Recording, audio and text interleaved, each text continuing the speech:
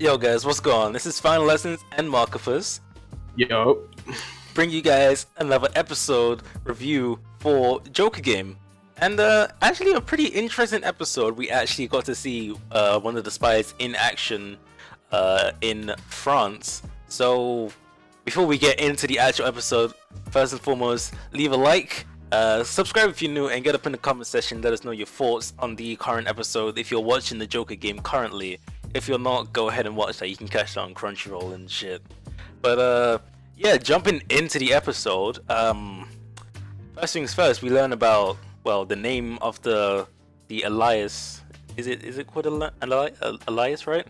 An Elias is a name, but it's not the real name. Alien. Alias. I can't word. Elias. Elias. Wow. I don't know. I don't know. But his name is Shimano Ryosuke, who is a foreign exchange student in Marseille, France for 1 year. So that was what he was going by. And he lost his memory, as it was shown in the prologue of the episode. He'd actually lost his memory or of some sort. And he was nursed back to health by a couple of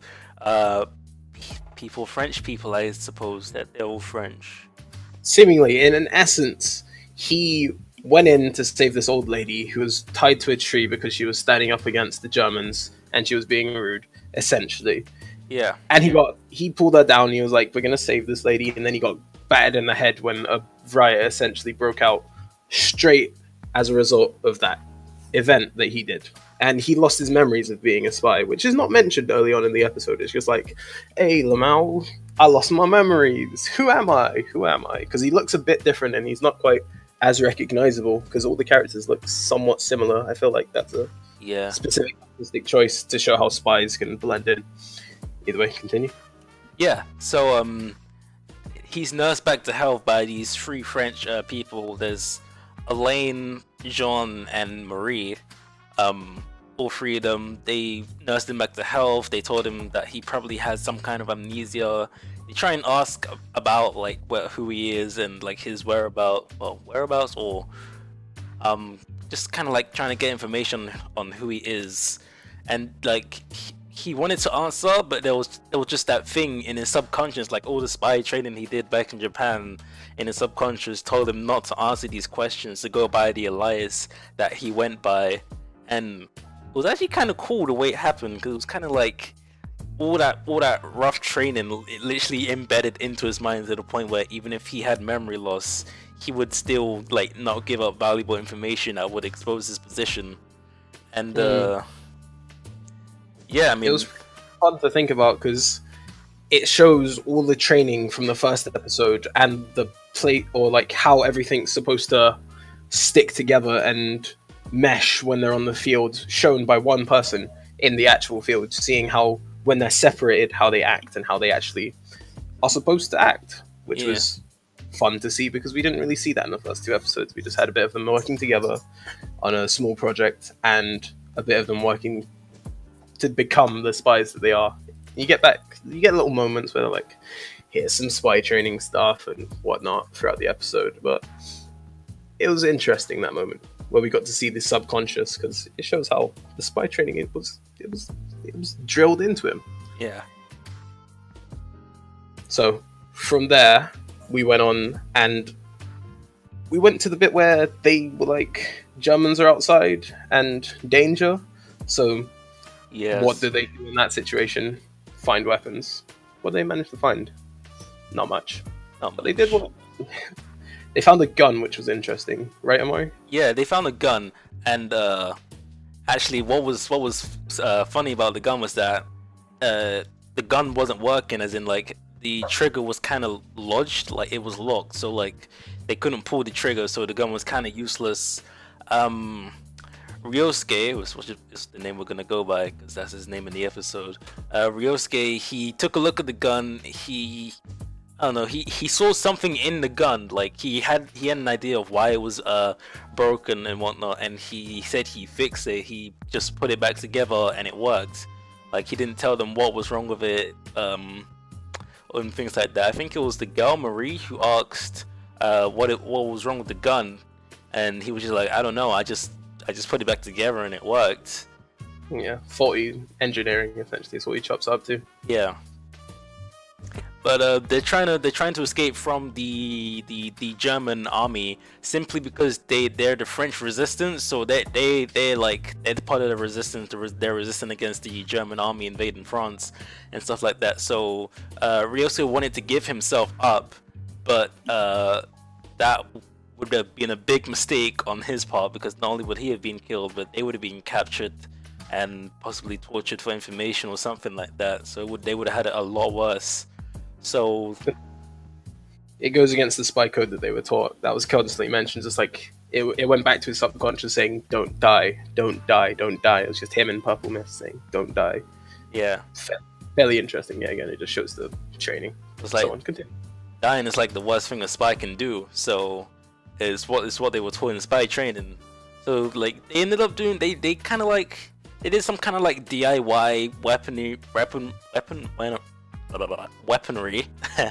weaponry sort of stuff. They kind of they got flour and a bellow. They used the bellow to spread the flour into the air, and they cut off the top of the light switch or the light, so that once the light was flicked by one of the German soldiers, it ignites all the flour in the air, creating a flour explosion. Yeah, which it enabled them to be able to escape the German army. Luckily, because I don't know, they saw a bunch of dust in the air. Their first thought was to turn on the light, I guess. Man, I can't see. Gotta turn on the light, fam. Still, it's dark in here. Either way, continuing on, they got to an alleyway where they felt like it's a good resting point and it's all good. Prior to this, they gave Marie the gun because one guy was too eager for the gun and the other was like, oh, fuck, I kind of know, I'll take the gun, but they didn't get it. They gave it to Marie. She seemed like the logical choice according to the spy, and they're in the alley, they're talking it out, they're like, where's your nearest place to go for safety and resistance? And then Marie done pulls the gun on them. Yeah. She done does straight up. She does it. She's all like, I'm doing this for my family. My country is important to me. But they held me in it. They show a flashback of her in a room with her family with guns pointed at them, and her in a desk with some Germans being like, "This is how it's gonna go." This kind of peaks. Pretty much. I mean, there was nothing she could do, which it makes you feel bad for her, but I don't know. I mean, she was the one who called the German soldiers to where they were hiding out and where they were keeping Ryosuke to nurse him back to health. So, and she was also the one who actually tampered with the gun, which the spy mentioned that he actually noticed that it was tampered with, but he didn't say anything, just in case one of them knew that it was tampered with or something. This is like after, that. Of course, she is disarmed by the guy. He put a blank in it just in case, because she thought, or he kind of clocked earlier on that she was the dude. She was the enemy, because she was the only one to ask about the gun, and it was kind of like probing for information to see if she was caught, essentially, to see if she had been figured out as the German plant. Yeah, it was quite interesting the way they explained it. Everything's set up very nicely in this anime. It's very well done. It's consistent and it flows very spectacularly. It's like smooth. It's smooth. It is. From there, Wasteman, blonde dude, fucking John.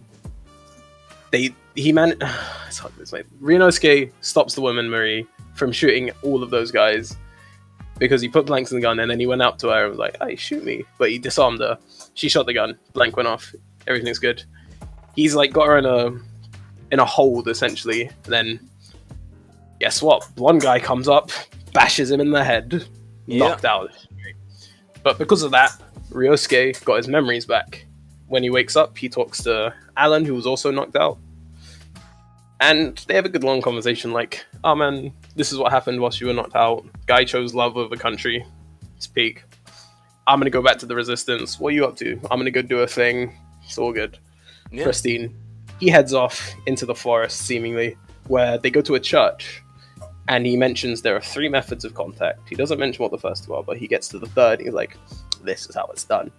He heads into the church, goes to the confessional.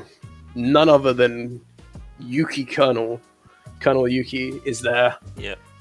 and they're chatting. They're like, oh, man, what did you find out? Has your cover been blown? What's going on? He tells them about the numbers they mentioned earlier on, which were 82 and 8, with the 98 ratio and 2. 98 and 2? Yeah, it was 98 2. 98 2. Yeah, makes sense. 90 casual people, general populace. 8 for the people who had shot plants from the Germans Yeah. and who have been bought by the Germans, and 2 resistance members of the total population. That's the percent breakdown, and he kept on mentioning that in his sleep. Yeah, he did. Like, I think it was mentioned at the beginning of the episode, but there was nothing to it. But at the end, it was explained what it meant. So, yeah, It was intriguing. And then Colonel Yuki talks about that. And he then says, "We're joining the Germans," and then it goes into this whole breakdown of how the Germans are not or why we joined the Germans. They declared war like 2 days ago. It's not even a meme. They definitely don't have an attack plan. But Colonel Yuki's stoic and silent. So it ends the episode with the character being like, at least put me on a more interesting mission, essentially. yeah. At least let me test my mettle, is what he says.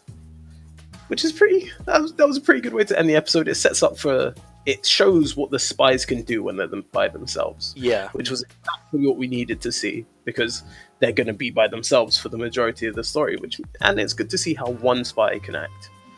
Which was fun, either way.